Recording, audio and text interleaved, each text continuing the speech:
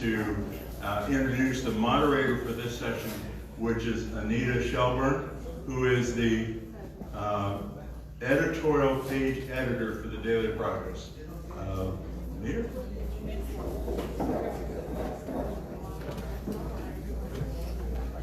Well, again, thanks for being here. Thank you to the candidates. We look forward to a spirited but civil debate. And I believe the rules are each candidate gets 3 minutes for an opening statement. There has been a coin flip to determine who goes first.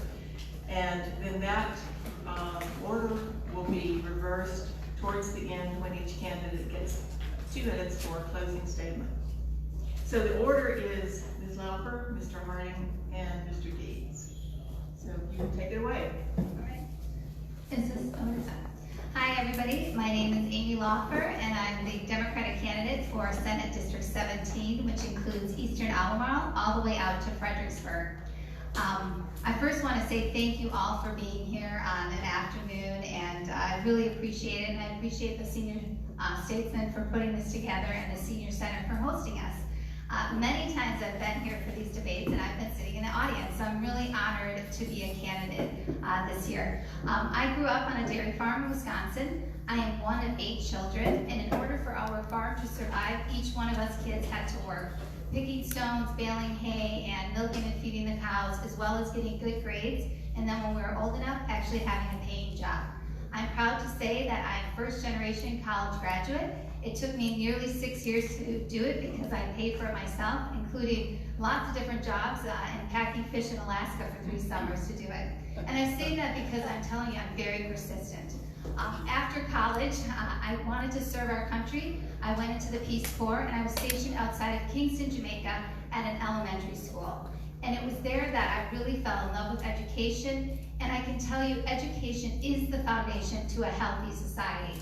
I came back and I got a master's in education, and my first job in Virginia was teaching middle school math and science in Louisa County. I taught middle school for several years until our second child was born, and he was born with a rare medical condition. I had to make the difficult decision to stop teaching and take care of him, which has been amazing. Actually, his birthday yesterday, he's 14. But while I was staying home, somebody asked me to run for the school board. I ran for the school board. I served for 7 years on the Charlottesville School Board. I was both vice chair and chair. We had a lot of challenges, a lot of accomplishments, the highest graduation rate in our city's history. But I can tell you from my time on school board, it's really important who we elect. Elected officials make decisions that impact our everyday life, and I'm on the ballot this year because I want to have a better voice in Richmond. Thank you so much for being here today. Thank you. Mr. Deeds? Oh, I'm sorry. Mr. Harding? All right. Make sure this is working. Awesome. Thank you, Anita. Thank you, senior statesmen. Thank you to the Center for hosting these forums. It's very important for folks to be able to get out and hear these debates, the contrast of ideas, and of course the audience for coming out in the middle of a weekday to hear from us. I'm running for office primarily because I've been watching the political climate for a very long time, and it seems as though in Richmond and of course Washington, D.C., but in Richmond as well, getting things done no longer seems to matter to those in office. I've noticed that they've pit us against each other, whether it be through political theater, purely partisan rhetoric, issues that both parties, both sides of the aisle realize aren't going to get solved on the floor, but they feed it into their bases in order to put people against each other. And ultimately, they do pit us against each other. So I'm running as an independent in this race, and that required me to go out and knock doors and talk to folks at the polls and primary day, and talk to people in their neighborhoods to get the signatures of registered voters in the 25th district to be able to run for this office. I believe that civic discourse has fallen apart. I believe that people have turned off their ears and their minds to thinking about critical thought on the issues. It just becomes red team, blue team, right team, left team, instead of actually what matters to your neighbor, what matters to the 25th district. And that climate serves party stranglehold on the system. It serves the corporate donors down in Richmond that peddle cash and peddle campaign donations to both sides. If you look at some of the largest corporate donors, they peddle it to both parties equally. to the detriment of the people and to the detriment of our constituents. You've noticed the special interest groups that can increase their power as the government grows because what they're buying becomes more influential. And ultimately it favors career politicians who are able to build an entire career on this type of division. And so I'm running to try to eliminate that distraction, fight against it, because it's to the detriment of our civil liberties, to equal opportunities, to equal justice, and to an even playing field. There's an entire class of folks who've been underserved, several classes of folks, I should say, that have been underserved by this increasing hyper-partisan, hyperbolic, and destructive climate. And it's been building and building and building, and ultimately I'm running because I think enough is enough. I'm born and raised here in Charlottesville and Albemarle. I'll be here for the rest of my life. I've lived in about 80% of the district all of my life. I went to the University of Virginia, Washington, and Lee for law school, and in the places I haven't lived, I have extensive family who have a great perspective as well. This is the birthplace of American independence, and I think it's time that Virginia can take the lead and put an independent into the state Senate, into a very volatile 50-50 split. Throw an independent in there to be a leverage between both parties, break that stranglehold, and ultimately leverage it on behalf of the people. Thank you. All right, thank you. Mr. Deeds? Thank you very much, Anita. I want to thank the Senior Center and thank you all for being here. Thank the other folks on the podium with me. You know, I've been in the Senate for 18 years. It's been the honor of my life to serve in the General Assembly. Think about it this way. 400 years ago, July 30, 1619, the General Assembly of Virginia, the House of Burgesses met for the first time. That ought to burn something on the heart of every single one of us who call ourselves Virginians. 400 years ago, we were still meeting. First legislative body in the Western Hemisphere. And what happens in the other 49 states and in Washington is modeled after what happened here first. We still do it best. You know, and we're still doing it. Other people are modeled after what we're doing, and we're still using basically the same procedure. It gives me great honor to think that in those curved steps of our capital, giants, and some not so giants, but a lot of people walked in those curvatures. They spent $205 million about 20 years ago remodeling the Capitol, but they couldn't take the footprints out of those marble steps. And it's very cool. I'm proud that I've been part of being able to get things done. We've had our disagreements, but you know, the last few years we were able to expand Medicaid, and that gave health care to more than 400,000 people, ultimately more than 400,000 Virginians already in the first 9 months, to more than 320,000 Virginians, 30,000 of whom have access to mental health services already through Medicaid expansion. I'm proud that we were just this year we were able to raise teacher pay by 5%, the highest teacher pay increase in more than 10 years. Is it enough? No, it's not enough. But education has to remain our top priority if we are really going to be a Commonwealth of opportunity, if we're going to create opportunity in every corner of the Commonwealth. And I'm very proud of the work that goes on to rebuild our system of mental health care. You know, my goal the last few years has been to make sure that people that have need for services, when they have a mental illness, they have access to those services wherever they are in the Commonwealth of Virginia. We have a long way to go. We have a system of 40 community service boards and 10 mental health hospitals.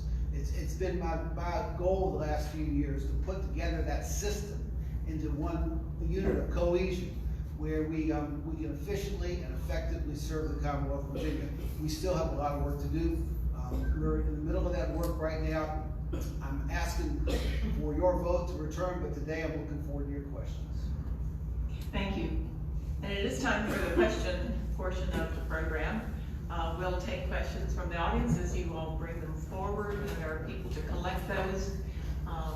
Meanwhile, I'll start with one. Each of you has proposed reforms that are likely to require more state revenue or savings in state revenue at some point, whether that's education reform, mental health reform, or criminal justice reform. What adjustments do you think are needed in the state's tax policy and or budgeting in order to either generate new revenue or free up revenue for your proposals? And we'll start with Mr. Harding. I'll note that one of the best parts about the Commonwealth of Virginia is the fact that we have a balanced budget. It's a requirement. And the day that that goes away is going to be a sad day for the Commonwealth.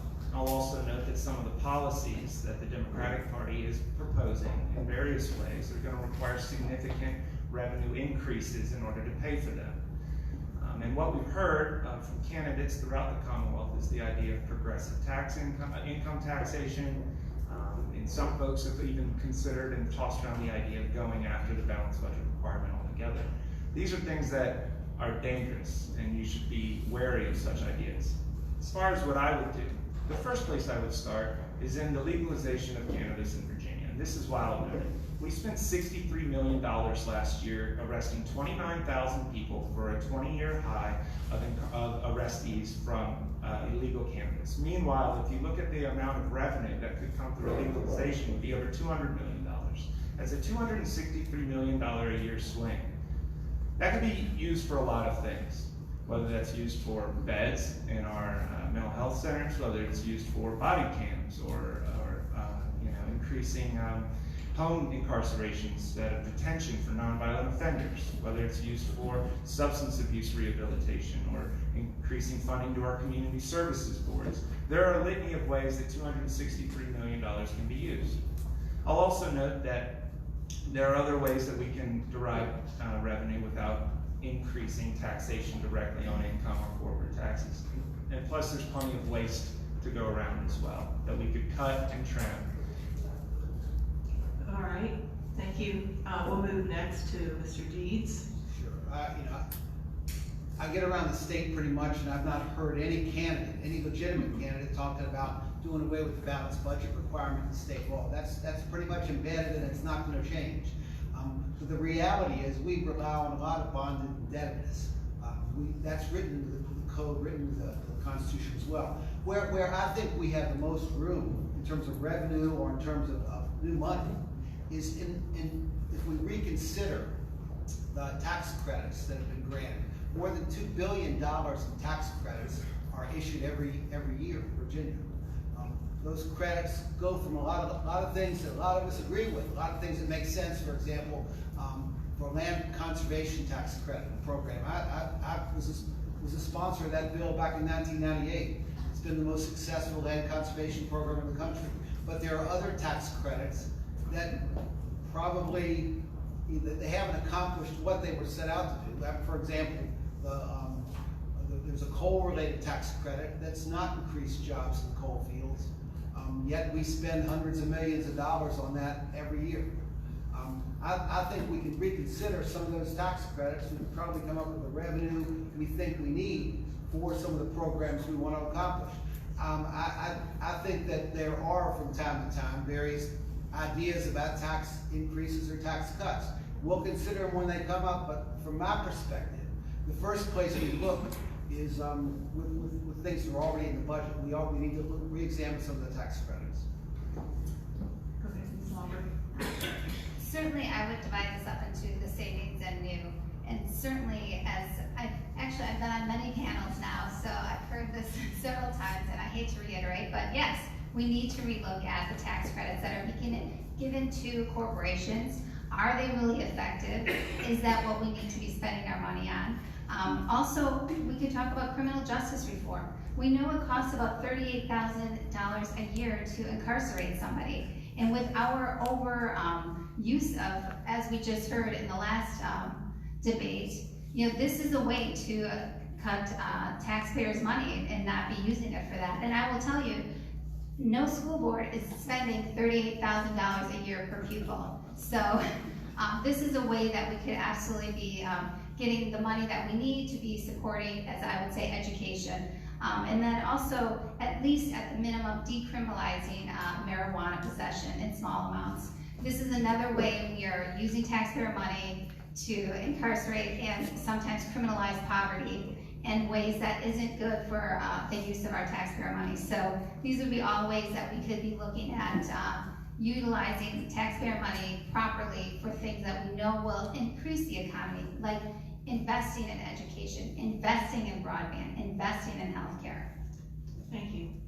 So we have a submitted question that kind of follows up on that. The question is, the change in federal tax law in 2018 resulted in what some have called a windfall in Virginia tax revenue. So, should Virginia modify its tax law, or should the extra revenue be used for good purposes? And we'll start with Mr. Deeds on this one. Yeah, I'm not sure that it's gonna be a windfall that's ongoing. We had a windfall this year, and the decision was made. I don't know that it was the best decision, but the decision was made to send refunds back to taxpayers, $110 a taxpayer, right before the election, $220 a couple. So those checks have already started coming out. I've seen a couple of them for different clients of mine in my law practice. I don't know that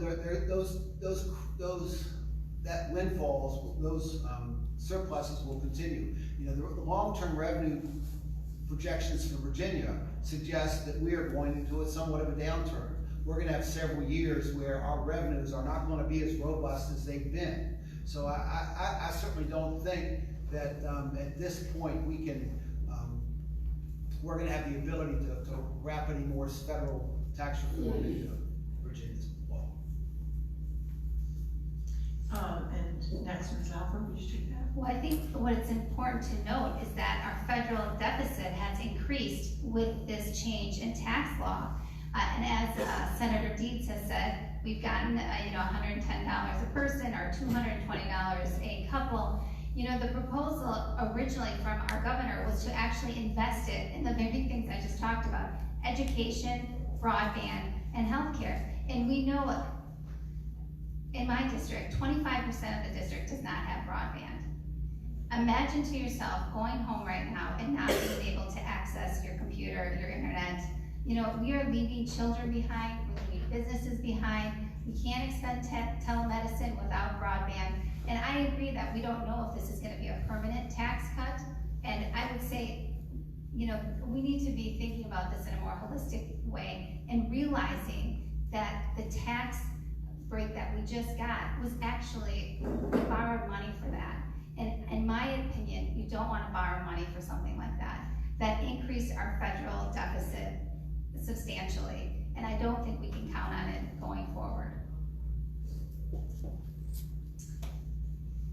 Next. Yes, I think they're both right. We're not gonna see that annually. That was a one-time windfall for Virginia due to the accounting and the way that the revenues were generated. I do agree with the returning the funds though to the taxpayers. $110 for a person or $220 for a couple is a significant amount of money. That can pay for groceries, that can pay for the utilities, that can pay for cell phone bills, that can pay for the supplies of the clothes. We're entering the fall, maybe somebody doesn't have that coat, have those clothes. I mean, $220 for families is good.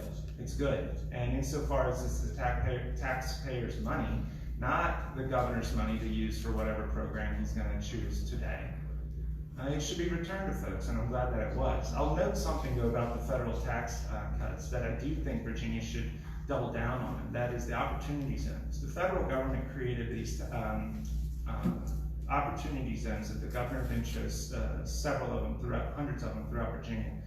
Areas where your capital gains taxes are either decreased or frozen, depending on how long you invest in these areas that could use the help. I think Virginia needs to follow that model and do our best to eliminate the tax burdens in those areas as well, as much as possible, so that Virginia can see the growth and investment, whether it be in inner city communities or rural communities that could use the help. And so that's a model that came out of the federal tax cut bill that I think that Virginia could add an extra layer to support it as well. Thank you. So this next question also as a tax component, we'll go with Ms. Balfour first, Mr. Harding and Mr. Deeds. This is a little bit complicated. Charlottesville City Council has more flexibility to tax than our Albemarle County. So that's a tax component. And that is because of the Dillon rule. Do you see a need to change the Dillon rule, and why or why not? Sure. So the Dillon rule really is the state telling the localities that they have to, especially with taxes, clear it through the General Assembly before they put a new tax on to any residents. And cities are different than counties. And it's not not just about taxing authority, it's about a lot of other issues that we see localities want to make their own determination on. And I think it really is important that we look at the Dillon Rule and how effective is it today, and is it really as appropriate as it was when it was first brought up. So I definitely think Dillon Rule should be something that the General Assembly looks at. All right, and then next, Mr. Harding. I see it as a two-part question. First of all, I don't want to give Albemarle County any more creative authority to create taxes, okay? There are candidates running here in the county that say they are going to, quote, get creative in the ways that they generate tax revenue.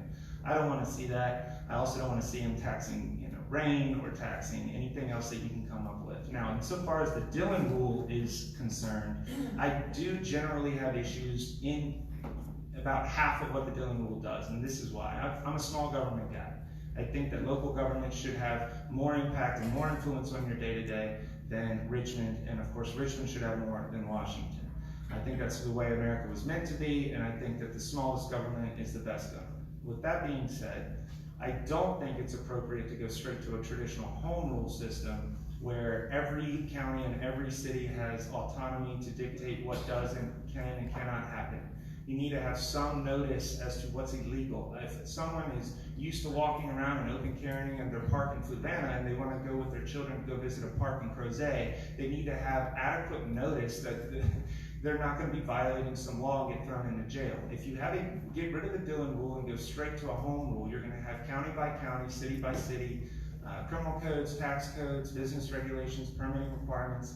So what I would like to see is localities being able to opt out of the state's requirements. That would eliminate the impact of unfunded mandates. It would allow for localities, if they don't want to enforce a particular thing, whether it be a crime or a regulation or a permitting requirement, they can do so in the name of budgetary, constraint or civil liberties or whatever they need to, but they can't raise the ceiling as to what you're required or not allowed to do.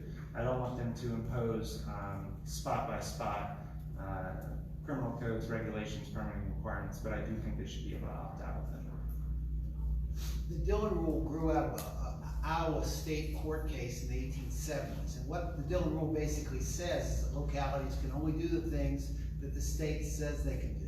The Dillon Rule has been modified a number of times. And for example, a place where I favor modifying the Dillon Rule would be one that gives local governments the ability to control firearms, carrying of firearms in the building, in public buildings or in public parks or in public permitted activities like what happened here in August of 2017. The issue with respect to taxation, cities can tax at different things at a different level than counties can. That doesn't always reflect the changing nature of counties. A county like my home is Bath County. Bath County is a very rural county and hasn't changed a whole lot in terms of the overall makeup of the county in the last 100 years. Some of the communities have changed, and there have been a variety of people moving in and out, but the taxation basically is the same as it's always been, and I don't really see a need for change. A place like Albemarle County or James City County or Henrico County or Fairfax County has seen significantly more growth. And what you might need to consider for certain urban growth counties, a certain group of counties where you've seen more growth, you might need to consider setting up a special form of government for them, or a special exception for them under the Dillon Rule. But that's another debate that we've not had yet. That is something that we have to recognize the changing nature of some of our communities. The next question, I'll keep it order. Mr. Harding, Mr. Deeds, Ms. Lawfer. Question is, our psychiatric hospitals are operating at near capacity. What are your ideas toward reducing the need for hospitalizations in the first place and for providing more pre-crisis preventative services in the community? Again, Mr. Harding first.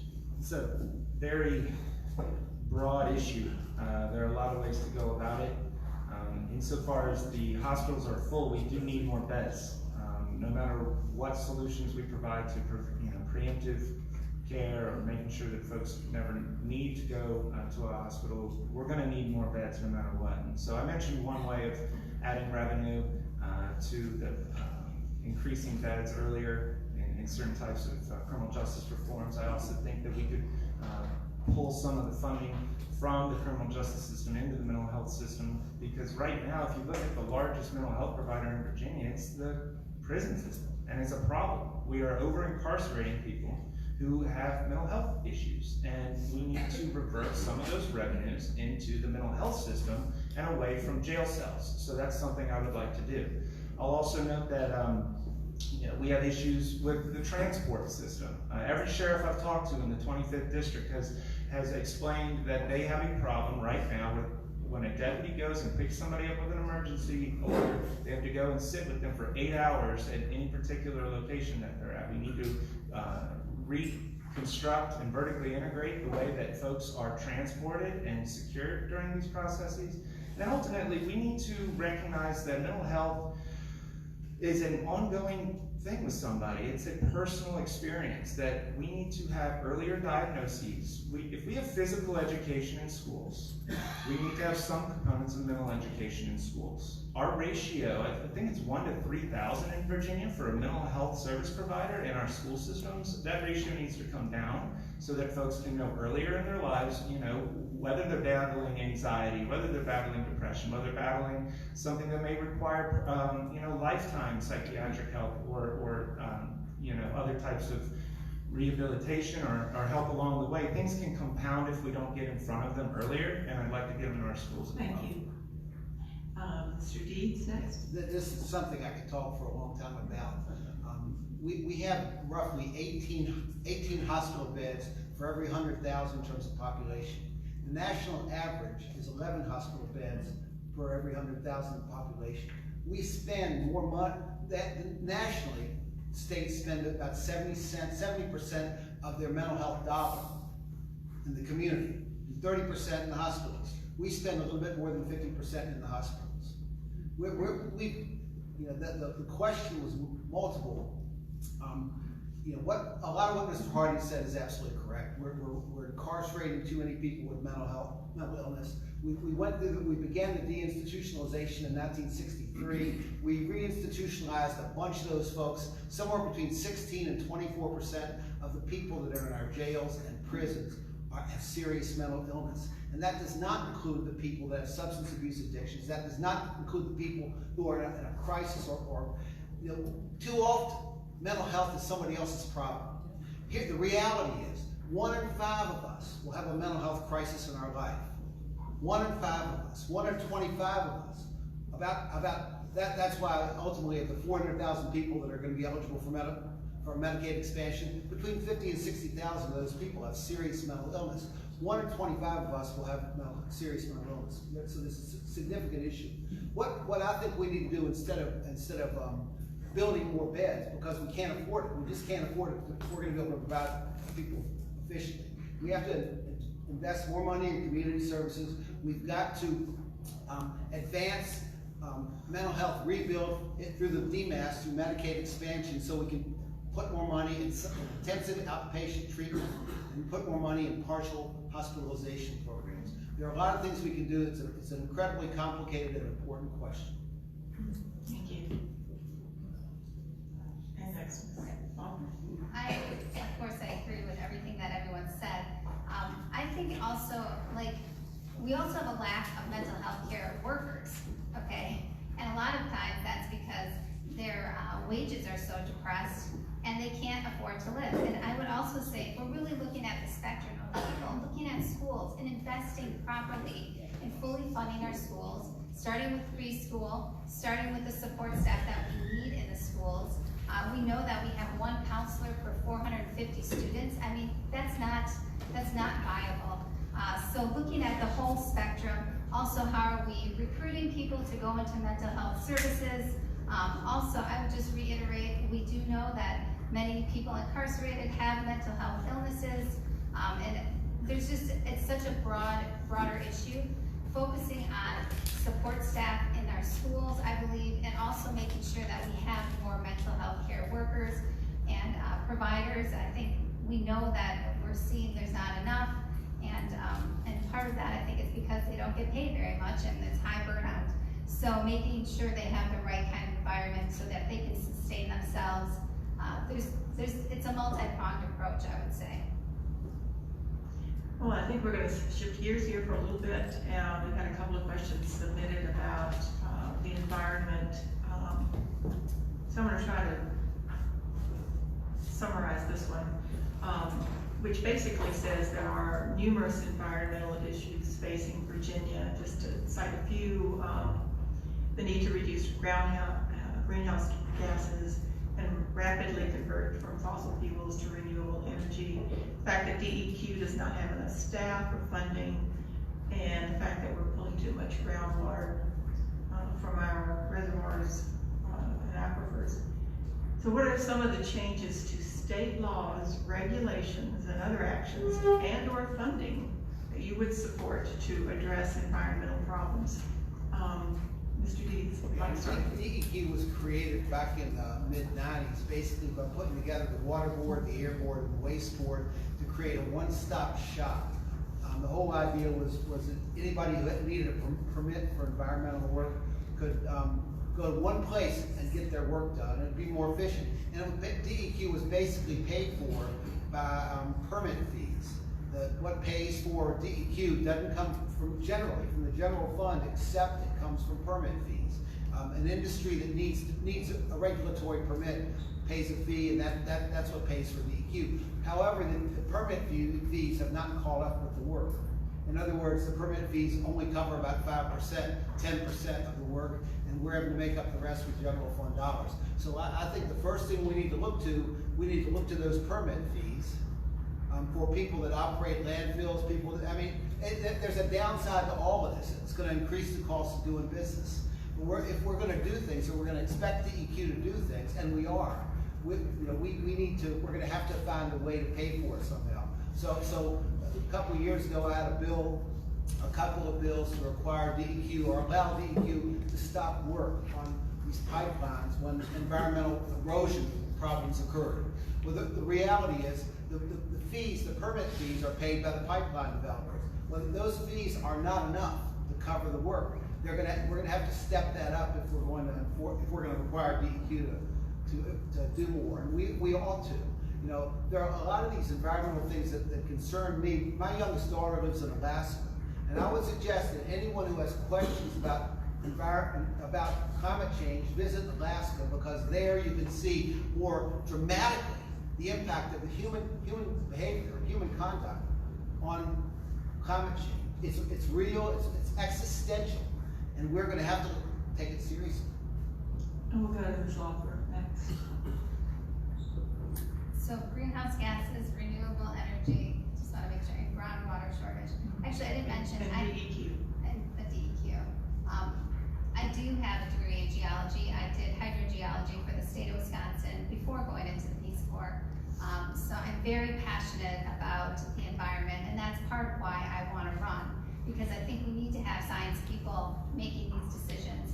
In terms of renewable, we know that the General Assembly passed about 2 sessions ago that 1/3 of our energy would be from renewable sources by 2030. I think that's a great first start. We do know, though, that for us to actually have that to happen, we need to improve our grid. And that has to be done, I think, with more funding and knowing that Dominion is the person or the organization that is in charge of this.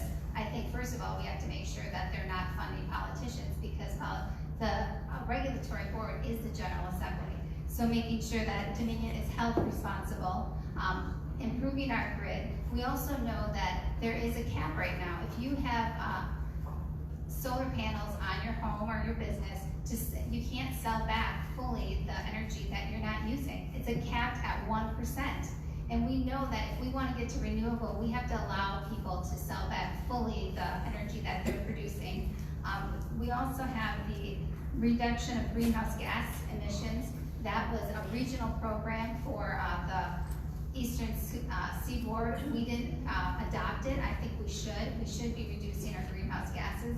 And in terms of groundwater, I can tell you, as somebody that studied water chemistry, it's so important to make sure our watershed is not polluted prohibitive because it is very, very difficult to fix that once that happens, especially with groundwater. And as I said, a lot of my district is rural. Many people are on wells, and once that happens, it's almost impossible to clean up.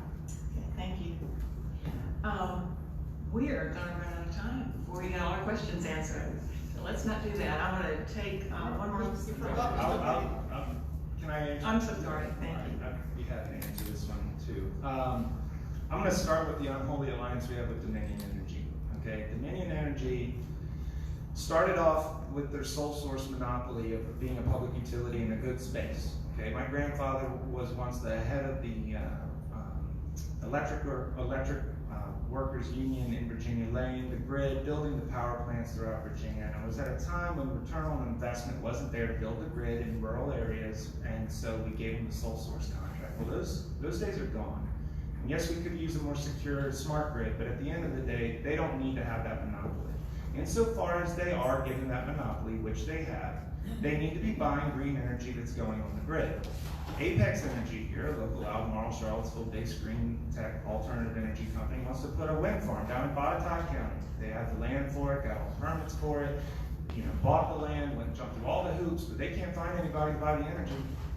Well, guess what? Dominion needs to be buying that energy without raising your rates, because that's the type of relationship you need to have if you're going to continue to be able to use the government to do your bidding. Otherwise, go over the private sector. As far as CO2 emissions are concerned, I'll note that the best steward of the earth are our farmers, okay? Small farmers and forestry, and these folks in rural America take care of their land, they take care of their soil, and what they're growing pulls out CO2. And for very often we talk about the emission side of CO2. And I get that, but we need to start focusing on the capture side as well. The introduction of hemp into the Virginia crop market could be the biggest boon, not just for jobs, but also for cleaning the soil. It puts nutrients back into the soil and pulls out on average 3 to 4 times the CO2 of the average tree. If we reforested all the areas of the earth that we've already cut down, we pull out 2/3 of the CO2 we produce. Why don't we back hemp production, back reforestation, and give them tax abatements along the way? So one more quick, I hope it, I think this will be quick, environmental question. The order will be Ms. Lockhart, Mr. Harding, Mr. Deeds. Will you return Dominion donations if you have received any? So I took the pledge not to take Dominion money, and I haven't received any money from Dominion. And I would just say that really what we've allowed Dominion to do is to control our ecological and economic future of the Commonwealth. I have pledged not to take any money from Dominion. I will never take money from Dominion. I think Dominion as a public utility should not be able to give any campaign money because they're determining their own ratepayers, essentially. I mean, you've got the Virginia consumer and residents over a barrel, and then you sit there and pad the lines of both parties. And because I'm a first-time candidate, they haven't come knocking on my door, but I'll note that they've come knocking on every other person's door, elected or running, multiple times in Virginia. They sent me an email last week saying we'd love to get together and talk about Dominion. I have their lobbyist phone numbers. They know I'm going to be a hostile party unless they start becoming a good actor. And to say, I know that the Democratic Party took a pledge not to take any more money from them, but that doesn't mean every Democratic elected official is not going to take money from them and then siphon it off to each other's PACs. Look at our governor. Our governor is one of the biggest lackeys for Dominion in the history of the Commonwealth of Virginia. That's the fact. That's the only reason he was able to withstand the KKK Klan scandal, is because they went through and did the digging on Justin Fairfax and ultimately propped up their man because they saw a threat in the LG's office. They are scared no matter what party you are because they control Virginia. So no, I'm not taking their money, and they can go ahead and go on record that if elected, I'm going to do everything I can to make them either act right or get out of the public utility monopolistic structure. All right, the next question. I got that question too. I ran 6 times for the House of Delegates. This is the 6th time I've run for the Senate. I ran 2 statewide campaigns. I haven't taken Dominion money since 2016, and I'm not going to give it back. I'm not making any apologies. I'm not making any apologies for not being an independently wealthy private guy that was educated in private schools that can fund my own campaigns. I've been a guy who has to work for a living, and I've raised a lot of money over the years. And now, there's 3 levels of analysis. I've been criticized by certain parties for taking money from Dominion over the years. There's 3 levels of analysis you have to do for that money. Number 1, yeah, I took over $100,000 from Dominion over the last 28 years. Number 2, I took most of that money from Dominion in the years 03 to 09 when I was running for statewide office. When Dominion funds all statewide offices. They fund everybody. They give out money to just about everybody. But number 3, look at my record. What you will find is that 28 years of the legislature, I've got one of the most independent records with respect to utility regulation. Even Steve Hayner, who was an executive director of the Republican House Caucus in the early 90s and late 80s, said recently on a blog, Bacon's Rebellion blog, that I'm one of the only 2 people in the Senate that's been pro-consumer over the years. It's been absolutely pro-consumer. So yes, I took money, Dominion money in the past. I've not taken it since 2016. I'm not going to take it again, but I'm not giving anything back. So the order for this question will be Mr. Dees, Mr. Harding, Ms. Offer. What kinds of firearms regulations do you think are appropriate for Virginia to pass? And how would you work with the rest of the General Assembly to get that taken care of, Mr. Dees? I probably, I grew up in Bath County. I probably learned to shoot about the time I learned to read. I hunted most of my childhood. I'm not an athlete, so I'd spend my afternoons in the fall of the year. Instead of it being a football practice, I'd be out shooting at birds and squirrels and rabbits. But in life, you kind of, my friend Chip Woodrum used to put it this way: I always reserve the right to be smarter tomorrow than I am today. The last gun legislation that passed the General Assembly was a bill that I carried that prevents young people that are under the age of 18 years old that have been subject to a temporary detention order from being able to purchase a gun when they're 18 years. That was a loophole in Virginia law that resulted in a tragedy up in Stafford County and almost a tragedy in Albemarle County. Once we became aware of it, we changed that law 2 years ago. I've carried bills the last 2 years to basically give, at the request of Charlottesville and Albemarle County, to give local governments the ability to control firearms in public spaces and public assemblies. But I think there's some other things we can do. For example, states that have passed universal background checks have seen a reduction in firearm crimes. We've already decided felons and people that have been subject to temporary detention orders shouldn't have firearms. We ought to have the tool to be able to make sure that those people don't get firearms. That's what universal background checks can prove. Red flag laws have been passed in 18 states. They've been shown to reduce the number of people who die by suicide by the use of a firearm and to be able to make domestic difficulties less lethal. So I think those bills will pass, and I'll support them, but there'll probably be other bills too. Mr. Harding? The first thing I would do is I would allow those under the age of 21 who are the victims of protective orders to be able to concealed carry. We're not allowed to do that in Virginia. I represent a young woman who's 19 years old in rural Albemarle County, works on a horse farm by herself, born and raised in a family that's trained in firearms, and she has a protective order against an ex-boyfriend who was abused her. He was found with a firearm against the law, didn't show up to court. She wants to be able to protect herself when she's walking around town, but it has to be open. She should be able to have a concealed weapons permit if she's, the victim of a protective order. So that's the first thing I would do, to be able to protect yourself, because the Second Amendment is a fundamental liberty to be able to defend yourself, defend your family, defend the weaker, defend your home, defend yourself against an oppressive and inefficient government. Everybody thinks it's crazy to think that, oh my gosh, you're going to fight the tyranny with your guns. But in reality, it's an inefficient and ineffective government. It's Amber Geiger walking into the wrong apartment, shooting a man on his couch. That's the type of government I'm talking about. Not some giant army rolling in tomorrow. It's being able to defend yourself. I'll also note that, yes, we mentioned that felons all lose their firearm rights, but in Virginia, and I know it's federally imposed as well, but nonviolent felons have lost their firearms rights, and I have to go, and they have to pay me, I try to reduce it, to be able to go get their firearms rights back, and depending on which jurisdiction they're in, they probably won't. But non-violent felons didn't lose their firearm rights until 1961, when a lot of racism was going down. It's one of the most racist things in the history of the United States, because you make them dependent on an over-police state in an area where the poor are disproportionately impacted by violent crime.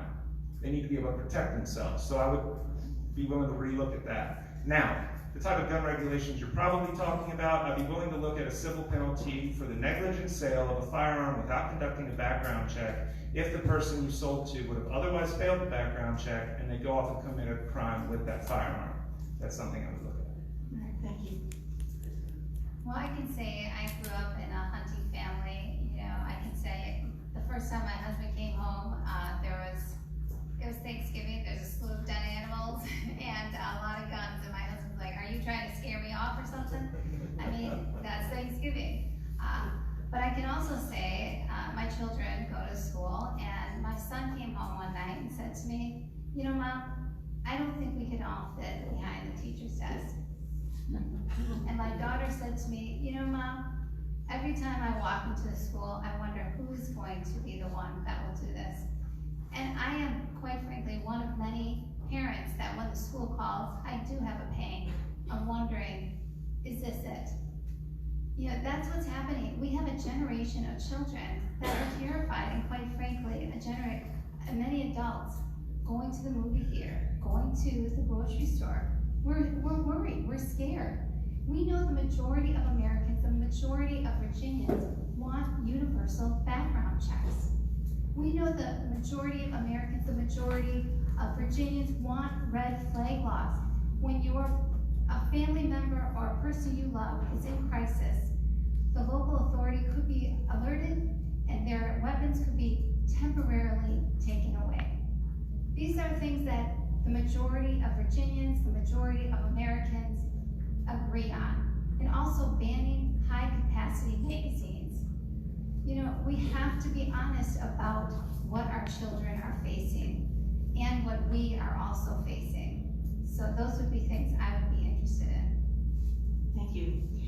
So we've reached the end of the question portion of the program, and I didn't get to everybody's questions. I apologize for that. Thank you for providing topics for our conversation. Thanks to the candidates. And now the closing statements will be 2 minutes each, and the order will be Mr. Deeds, Mr. Harding, and Ms. Hall. Can I just ask, where is Brian Reed? As far as I know, he didn't respond. Stay on track. He was invited and he did not choose to attend. Stay on track. Thank you so much. Thank you for the questions. And I want you to know that service in the Senate has been an honor, been an incredible honor. I can tell you it's one of the honors of my life to be able to participate. It's something I still get goosebumps about when I go into that Capitol building to work. And I thank you for that. I thank you for your questions today. I'm sorry we didn't get to all of them. You know, service in the legislature, in any legislative body, is hard work. You know, we take sides. You know, we're Democrats or Republicans or independents or whatever we want to call ourselves, but we have to work with whomever is elected. Whoever, you know, what I tell people is I only get to I get to vote for one senator and one delegate, but my job is to work with whomever else is elected to try to get things done. And I think over the years, I've proven that I can be part of big things, getting big things done, and I still have big things that I have to do. You know, this mental health reform that I'm working on now is critical work that I can tell you people around the country are watching.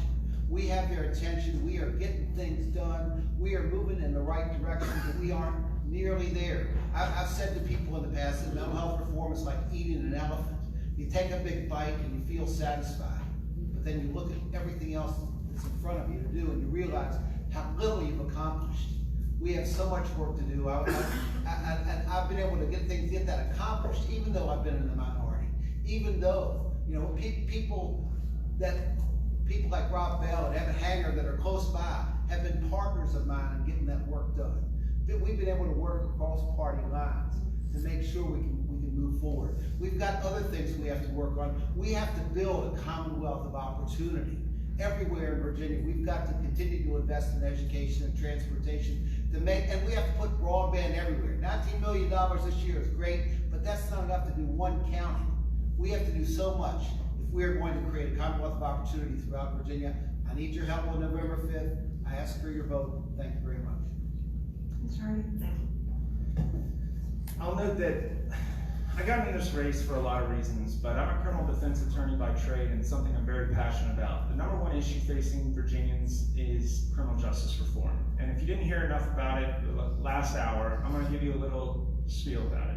If my opponent was gonna fix a lot of the things he was talking about, he would have already fixed them, okay? You need to realize that. 18 years in the Senate, a decade before that, at a certain point, it's just not gonna get done. In our last debate in Covington, he was hesitant to recognize that cannabis needs to be legalized in Virginia. He co-patroned legislation in the 90s to ban medical marijuana in Virginia. It's that type of hesitancy that took him over a decade to realize that our gay neighbors have civil rights, that in his 1999 reporter bill, it's a page that said no special rights for gays. It took him Obergefell against Hodges to realize that gay people should be able to get married. It took him Roper against Simmons to realize that juveniles shouldn't be executed. I've already pledged that my first bill will end capital punishment in Virginia because it's time. I will also fully back the legalization of cannabis because we don't have the time, and 29,000 people next year or this year don't have the time to get arrested for something and wait for us to change our minds. It has to be done. I'll note, though, that the race that a lot of people are focusing on in Albemarle is the Commonwealth's attorney's race. And I see interest in both candidates, but I'm a small government person who respects the Constitution, and I want to recognize that respecting your branch is appropriate. A lot of the things that candidate Hensley refers to, like ending the death penalty, mass incarceration, marijuana prohibition, cash bail, mandatory minimums, paying public defenders, I want to see automatic expungement of acquittals. I want to see community re-entry focused on. All of these things need to be done at this level. You need to respect the law. Time. Thank you. And vote hopefully on November 5th for me. Thank you. Thank you. I want to say thank you all again for coming out today, and to the Virginia Statesmen. This might be the last time we meet here because I know the senior center is going to be opening their doors across town. So, you know, for me, this really isn't about politics. I want to work on solving problems that my family and families like all of us across the Commonwealth are facing. This district, actually, because I didn't get the chance, it's Eastern Albemarle, parts of Culpeper, all of Orange County, most of Louisa, half of Spotsylvania, and all of Fredericksburg. It's varied in needs, but I want to ensure that we have access to affordable, quality health care. I want to make sure that our children are able to have a successful and great education that prepares them for their future. I want to help expand broadband so that our children are not left behind, our businesses are not left behind, and I want to make sure that we ensure that Virginia continues to have a strong economy that can benefit everyone. And I'm here today because I want to do the work. I've been to at least 3 forums and several different legislative discussions, and my opponent has never been at one of them. I'm here because I want to represent us and I want to do the work. And I humbly ask for your vote on November 5th. Thank you. And I want to add something here. My role as moderator, because Mr. Harding introduced some additional topics at the end and criticism of his opponent, I would like to give Mr. Dees 30 seconds. And I appreciate that. You know, I can't go back 28 years. I don't know about everything he just challenged me to. But you know what I will say is that, you know, H.L. Mencken said consistency is the hobgoblin of small minds. Now, my friend Chip Woodrum put it this way: I reserve the right to be smarter tomorrow than I am today. I hope that if I made mistakes in the past, I've grown past those mistakes. And I think I've shown in the last 28 years of service that I can get things done in the legislature, and I can get things done whether I'm in the minority or the majority. I can't get everything done unless I can get a majority to agree with me. All right, thank you. That wraps it up. I appreciate y'all coming.